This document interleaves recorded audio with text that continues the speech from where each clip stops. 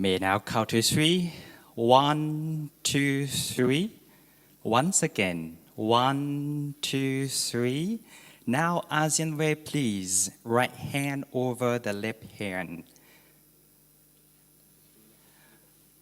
1, 2, 3. Once again. 1, 2, 3. Thank you, Excellencies.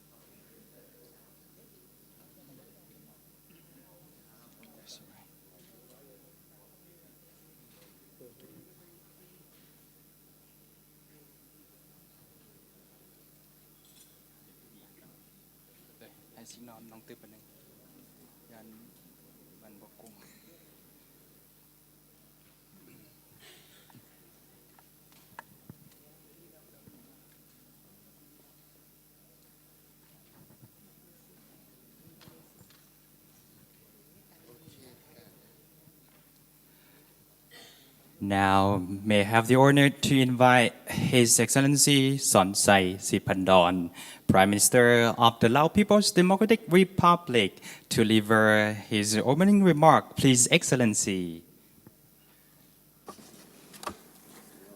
Your Excellency Antonio Guterres, Secretary General of the United Nations, Your Majesty, Excellencies, leaders of ASEAN and Timor-Leste, Secretary General of ASEAN. I'd like to extend my warmest welcome to His Excellency Antonio Guterres, Secretary General of the United Nations, leaders of ASEAN and Timor-Leste, and the Secretary General of ASEAN to the 14th ASEAN-UN Summit in Vientiane capital. Your Majesty, Excellency,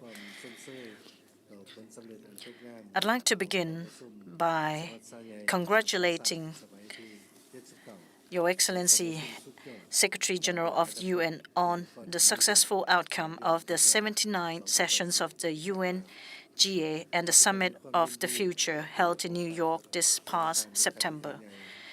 It is a pleasure to meet you again, Your Excellency, Secretary General of the UN, following our previous encounter in New York during my attendance at the 79 sessions of the UNGA.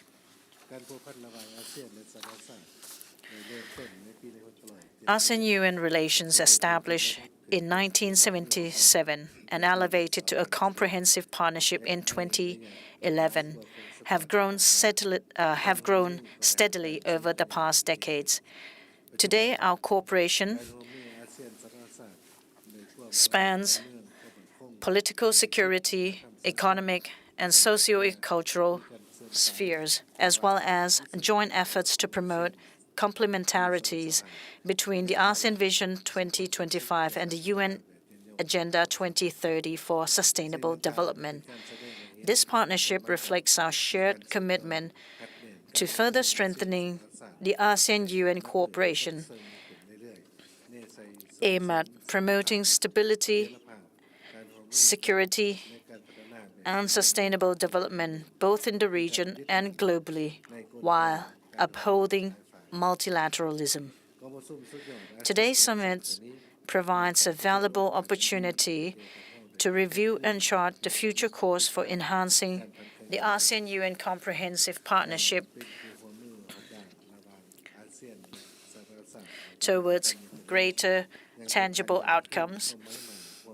It also reaffirms our commitment to multilateralism, especially amid the complex and rapidly changing geopolitical and geoeconomic dynamics across various regions, in our shared pursuit of maintaining peace, stability, and development in the region and beyond. And with that, I would like to invite His Excellency Antonio Guterres, Secretary General of UN, to deliver his opening remarks. Your Excellency, Mr. Chair, Prime Minister Ferdinand, thank you for your warm welcome and congratulations on your leadership of ASEAN this year. Distinguished leaders of ASEAN, Excellencies, ladies and gentlemen. For nearly 6 decades, the family of Southeast Asian countries has blazed the path of collaboration. Every day, you grow more integrated, dynamic, and influential. And our ASEAN-UN partnership is growing ever stronger too, and it is today a strategic partnership from the point of view of the United Nations. The ASEAN-UN Plan of Action is making important progress across the political, security, economic and cultural fronts. And I'm particularly grateful for the important contribution of ASEAN members to our peacekeeping operations. Allow me to express my total solidarity with the Indonesian delegation.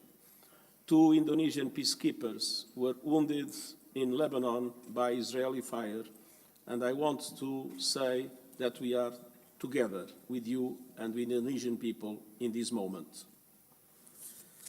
I also welcome your work on the preparations of the Community Vision 2045. The region has always been about looking ahead, and so is the Pact for the Future, adopted last month at the United Nations.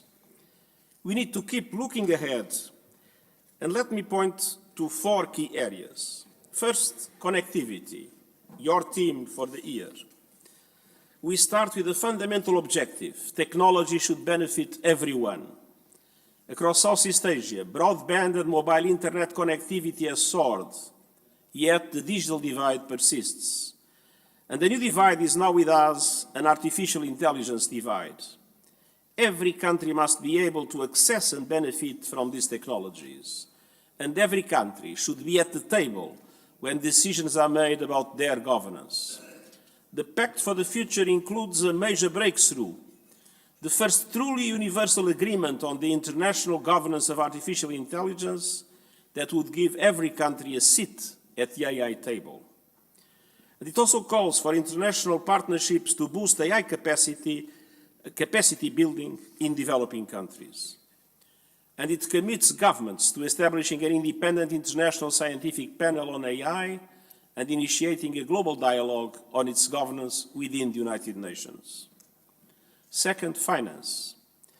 International financial institutions can no longer provide a global safety net or offer developing countries the level of support they need. The Pact of the Future says clearly we need to accelerate the reform of the international financial architecture, to close the financing gap of the Sustainable Development Goals, to ensure that countries can borrow sustainably to invest in their long-term development, and to strengthen the voice and representation of developing countries. And this includes calling on G20 countries to lead on an SDG stimulus of $500 billion a year, substantially increasing also the lending capacity of multilateral development banks, recycling more special drawing rights, and restructuring loans for countries drowning in debt. Third, climate. ASEAN countries are feeling the brunt of climate chaos, disasters like the super typhoon Yagi, while the 1.5-degree goal is slipping away. We need dramatic action to reduce emissions. The G20 is responsible for 80% of total emissions. They must lead the way. And I welcome the pioneering Just Energy Transition Partnership in Indonesia and Vietnam. By next year, every country must produce new NDCs aligned with limiting the global temperature rise to 1.5 degrees Celsius. Developed countries must keep their promises to double adaptation finance, and we need to see significant contributions to the new Loss and Damage Fund. Every person must be covered by an alert system by 2027 through the United Nations Early Warnings for All initiative. We must secure also an ambitious outcome on finance at COP29. Fourth and finally, peace. I recognize your constructive role in continuing to pursue dialogue and peaceful means of resolving disputes from the Korean Peninsula to the South China Sea. As I salute you for doing so in full respect of the UN Charter and international law, including the UN Convention on the Law of the Sea. Meanwhile, Myanmar remains an increasingly complex path. Violence is growing, the humanitarian situation is spiraling.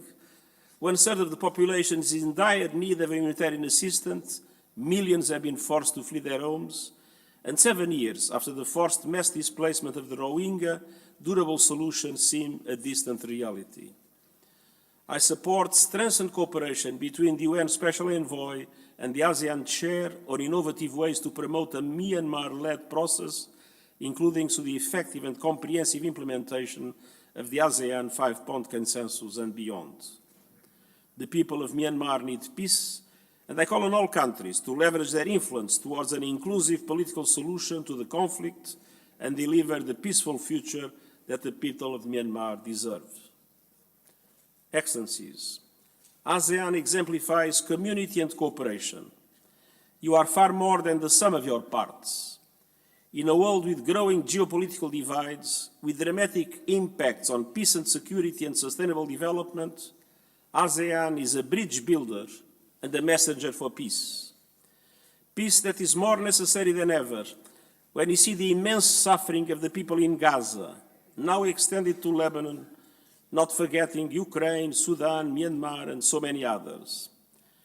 And allow me to tell you that the level of death and destruction in Gaza is something that has no comparison with any other situation I've seen since I am Secretary General.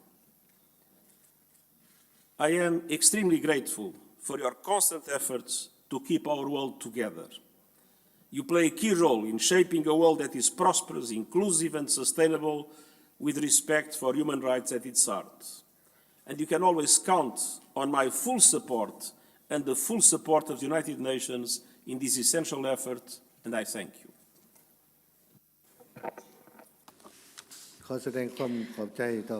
Thank you, Your Excellency Antonio Guterres, for your opening remarks. And before we proceed to the closed sessions, I kindly invite members of the media to vacate the meeting room. Thank you.